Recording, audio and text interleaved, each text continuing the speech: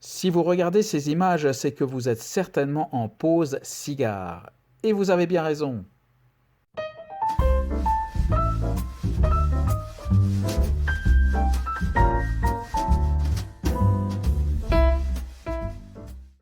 Bonjour et bienvenue pour cette vidéo spéciale anniversaire, puisqu'en effet, la chaîne Pause Cigare publié sa toute première vidéo le 10 juin 2021. Pour marquer le coup, il vous est proposé aujourd'hui un cigare qui sort de l'ordinaire, mais avant tout, je tiens surtout à remercier chaleureusement les 14 abonnés de la chaîne. Alors ça peut faire un petit peu ridicule, entre guillemets, 14 abonnés, c'est vrai que ce n'est pas bien lourd. Mais à noter que la volonté de la chaîne a été, dès sa première vidéo, de ne faire aucune annonce, aucune promotion d'aucune sorte. Et même au cours des vidéos, vous n'avez pas cette petite animation qui vous invite à vous abonner, à mettre un pouce ou que sais-je. Et d'ailleurs, je ne le mentionne jamais. Pour deux raisons. Tout d'abord, c'est pour vraiment laisser les auditeurs, spectateurs complètement libres. Et puis d'autre part, je pense que les habitués de YouTube savent très bien comment faire pour s'abonner et qu'il n'y a pas besoin de leur rappeler à chaque fois, ce qui peut aussi être un petit peu agaçant à la longue. Voilà pour cette petite parenthèse. Alors encore une fois, un grand merci aux 14 abonnés, mais aussi à tous ceux qui sont de passage sur la chaîne pour voir des bouts de vidéos ici ou là. Pause Cigare qui a publié en une année 57 vidéos, soit plus d'une par semaine. Alors ça n'est pas garanti que le rythme soit aussi soutenu par la suite, c'est à voir. Mais là aussi, je me laisse vraiment complètement libre au rythme des inspirations et puis des occupations à titre privé qui, des fois, vous empêchent de sortir des vidéos quand vous le voulez. Avant de rentrer dans le vif du sujet, j'aimerais faire une petite prolongation de ma mini-rubrique actualité cigare cubain. C'est possible que c'est une petite rubrique qui va s'insérer, alors peut-être pas à chaque vidéo, mais plus ou moins régulièrement si j'estime qu'il y a des nouvelles pertinentes à pouvoir relayer. Alors, pour prolonger, donc concernant l'augmentation du prix des cigares cubains, il est à noter que en Suisse et en Allemagne également, depuis le 1er juin, les prix à la hausse sont effectifs et on peut découvrir sur certains sites suisses le Robusto de Cohiba à plus de 70 francs. Donc c'est un peu ce qui donc était annoncé. Et à titre d'exemple également, vous avez le Cohiba, le Pyramide Extra qui est à 99 francs. Et oui, vous avez bien entendu, c'est vraiment des prix complètement hors normes et j'ose le mot vraiment abusif, on peut vraiment le dire. Alors si mes informations sont exactes, il semblerait, mais c'est à vérifier, qu'en France, ces prix vont augmenter à partir du 1er juillet, ce qui signifie qu'il vous resterait, amis français, encore quelques jours pour stocker du Cohiba, pour autant que vous puissiez en trouver.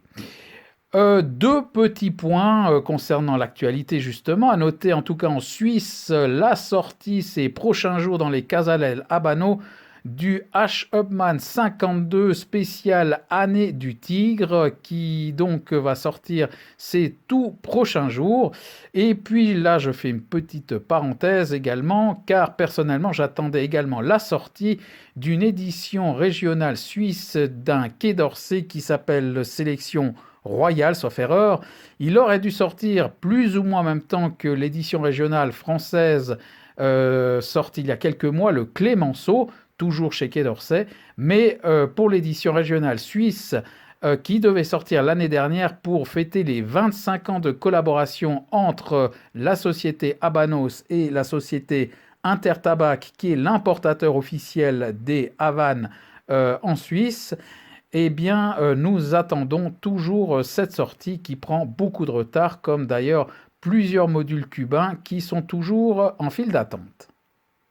On rentre dans le vif du sujet. Alors, je parlais de cigares qui sortent de l'ordinaire. C'est vrai que pour marquer un événement spécial, quand on parle d'un cigare à cet effet, souvent on a vite tendance à penser soit à un Davidoff, soit à une édition limitée, ou alors une édition vraiment spéciale, ou un grand classique prestigieux cubain.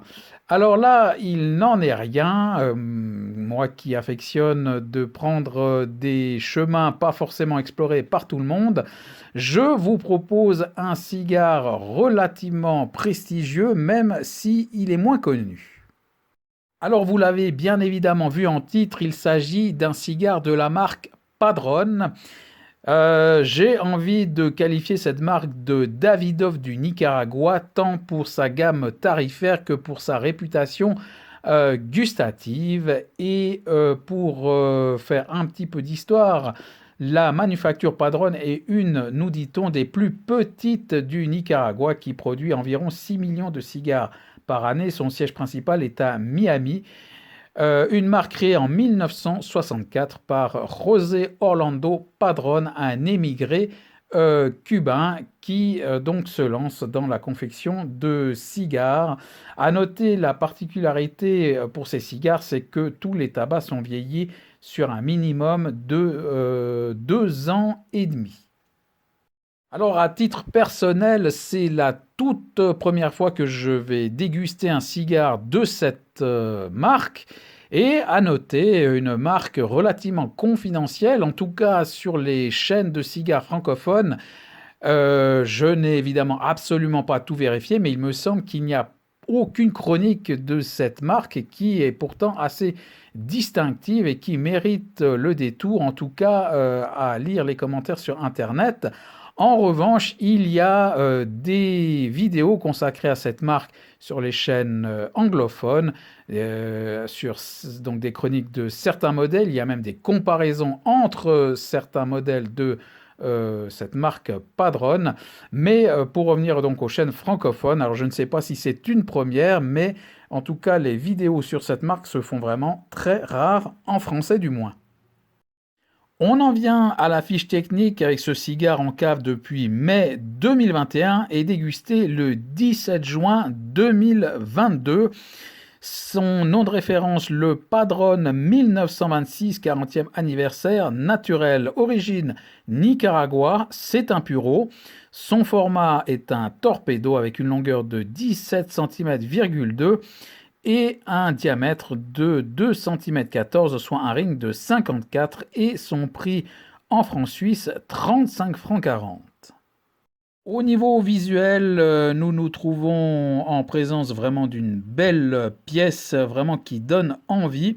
Ce qui frappe en premier lieu, c'est la forme du cigare qui est box pressé avec sa forme caractéristique rectangulaire et sa cape plutôt de couleur colorado, sent vraiment bien tendue et elle est presque bicolore avec quelques teintes cuivrées. On remarque quelques nervures assez jolies et très fines. Et ces bagues, alors vraiment magnifiques, vraiment, je dirais, très homogène, très classe. C'est une triple bague, ce que je n'ai pas vu tout de suite. J'ai cru que c'était une double bague, mais en fait, c'est une triple bague. Vous avez cette première bague couleur rouge bordeaux où c'est marqué 40e anniversaire. Et ensuite, vous avez deux bagues en fait qui se chevauchent, donc c'est assez fin. Et on ne remarque pas tout de suite qu'il y a en fait trois bagues, une où il y a uniquement le logo de la marque Padron et puis la bague distinctive de la gamme 1926. Au niveau du toucher, alors c'est un toucher assez ferme, on sent qu'il y a du poids dans ce cigare, donc un bon remplissage, je ne détecte aucun point dur, aucun point mou. Sous les doigts, la cape est légèrement granuleuse, on peut dire avec quelques reliefs, on peut dire que ce toucher a quelques petites tendances rustiques. En se rapprochant du pied, les arômes qui nous parviennent au nez sont un environnement d'un joli café et également d'un bois précieux, cèdre, un bois que je préciserai humide, qui pour ma part me rappelle vraiment un vieux meuble, une ambiance très ronde. Et puis au niveau du tirage accru, alors un tirage vraiment bien résistant, plus on pourrait presque dire que ça pourrait commencer à être bouché, en tout cas vraiment bien résistant. Et là, je me demande comment va se passer la combustion, mais enfin, ça reste assez plaisant malgré tout. Et puis au niveau des arômes, des saveurs qui arrivent en bouche, alors c'est un mélange de réglisse, de poivre, avec alors une saveur finement charbonnée, avec une impression que je n'avais jamais eue jusqu'ici sur un cigare, une impression presque d'aspirer de la cendre qui pique un petit peu le fond de la gorge. C'est assez bizarre et en même temps, cet environnement se veut assez riche. On rentre enfin dans le cigare avec un allumage relativement facile et sur ce premier tiers, alors, on rentre tout de suite dans le cigare. Il est tout de suite présent dès la première bouffée. C'est un peu le propre d'ailleurs des cigares du Nicaragua. Ça démarre toujours assez fort avec du torréfié, un café torréfié et un mélange également d'écorce d'arbre. Ce qui frappe tout de suite, alors c'est une fumée vraiment généreuse dès la première bouffée là aussi, et tout de suite également dès l'allumage, on devine une belle cendre blanche qui va se dégager. Et avec ce café torréfié, cette écorce d'arbre, on aura en fond de bouche vraiment un joli poivre noir. Sur la suite de ce premier tiers, celui-ci va se radoucir, là aussi j'ai envie de dire comme la plupart des cigares du Nicaragua, ça démarre très fort et puis ensuite ça se calme, ce qui est le cas, et il y aura un tombé de cendres en fin de premier tiers. Deuxième tiers maintenant qui offre une transition sur un vieux cuir noble avec des notes torréfiées, espresso, mais également quelques effluves de fruits à coque toujours sur ce fond de bouche poivré. En parlant de poivre, alors la rétroolfaction, elle est très poivrée, j'ai même envie de dire trop poivrée si vous prenez trop de fumée. Mais en gros, en tout cas, au niveau des saveurs en bouche, c'est très riche, sans être forcément très complexe. On arrive bien à distinguer les différentes familles de saveurs. Par la suite, ce vieux cuir laisse place à de nouveau un boisé qui sera assez rond. La cendre retombe une deuxième fois, elle est relativement compacte, très blanche, magnifique. Et là, elle retombe une deuxième fois. Et ensuite, sur ce deuxième tiers, ce sera plutôt une dominance de vieille noix qui ressort. Et alors je note toujours vraiment une combustion parfaite avec une fumée très généreuse et très blanche, bien acrée. Au niveau du troisième tiers, on retrouve tout d'abord un vieux cuir et puis la montée en puissance commence à se faire sentir un petit peu. Malgré tout, le cuir va se radoucir, mais c'est pour mieux laisser place à un boisé qui revient avec toujours quelques notes de fruits à coque, cette vieille noix qui est toujours là. Je décolle les bagues alors sans aucune difficulté, c'est parfait. Et là aussi, on voit vraiment une bonne qualité de fabrication. Et puis, je vais ralentir le tempo car la puissance monte quand même bien perceptiblement. On a toujours en fond de bouche ce poivre quand même assez présent mais agréable. Du café qui revient alors vraiment en force. La cendre va tomber une troisième fois et puis on finit alors sur quelque chose de vraiment en puissance, sur des notes vraiment bien de café pour cette dégustation qui aura duré 1 h 59 minutes. On passe aux notes, tout d'abord avec le visuel, 7,8. Alors vraiment un cigare magnifique, ce qui lui vaut cette note dans la moyenne plus, je dirais. Quelques points retranchés, une petite réserve, car au visuel, on devine bon, les nervures qui sont magnifiques, mais quelques petites aspérités. On peut, en tout cas rien que sur le visuel, se demander finalement comment va se passer la combustion et la dégustation.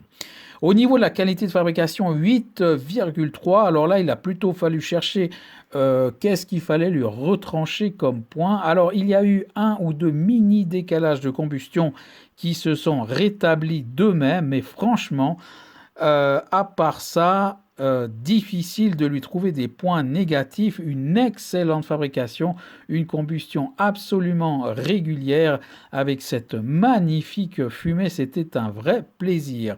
Plaisir prolongé avec la palette aromatique 8,2.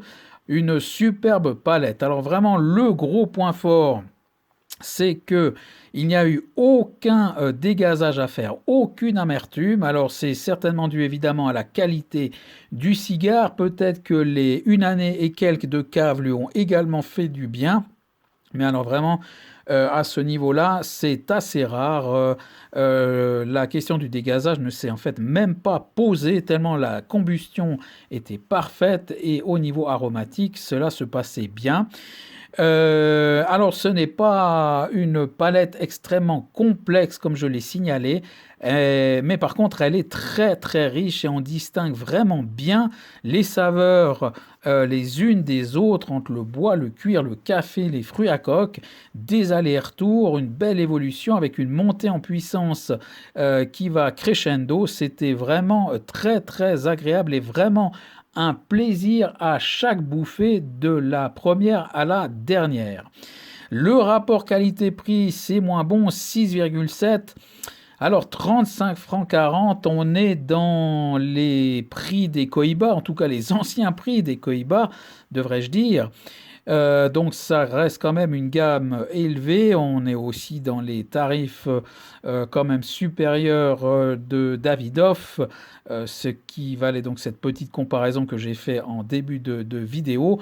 Donc c'est quand même un certain prix. Mais alors le plaisir est tellement présent que franchement, je n'ai aucun regret, aucun, mais tout de même, voilà, je reste un petit peu sur la réserve, 6,7 à ce niveau-là, ça reste quand même un prix que l'on n'est pas prêt à mettre pour un cigare de tous les jours en tout cas.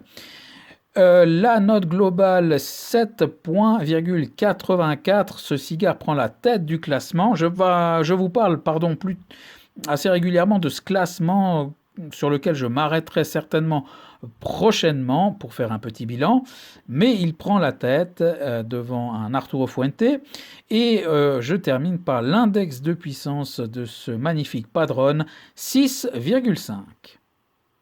Alors au niveau du bilan, difficile de cacher mon enthousiasme, j'ai envie de dire oui, oui et oui. Alors franchement, un magnifique cigare et là non seulement cela me donne évidemment envie d'explorer plus avant cette marque.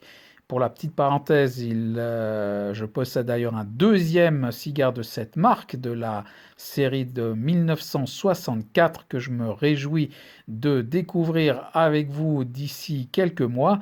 Mais là, non seulement j'aurais envie de racheter des cigares, mais là, on hésite également à acheter une boîte. Franchement, un magnifique cigare.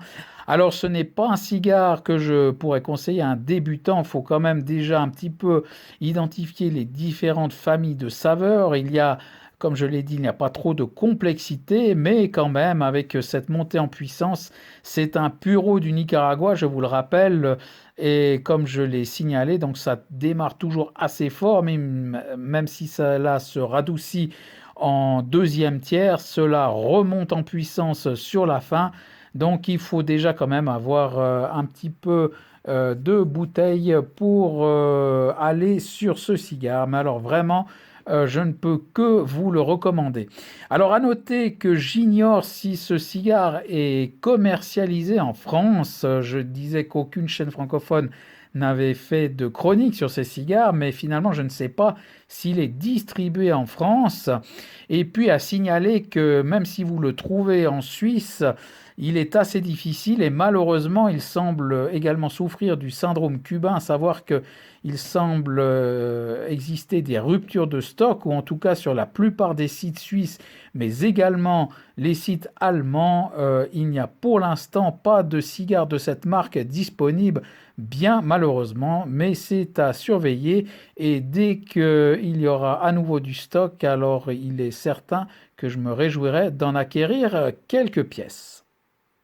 C'en est donc terminé pour cette vidéo spéciale anniversaire pour les 1 an de la marque Pause Cigare qui ne prendra pas vraiment de vacances et on va continuer au gré des dégustations à un rythme, comme je vous l'ai dit, qui sera peut-être un petit peu plus irrégulier ces prochains temps. C'est à voir, je ne promets rien, mais il n'y aura pas de grande pause, ça c'est certain. Donc on se retrouvera certainement assez vite malgré tout.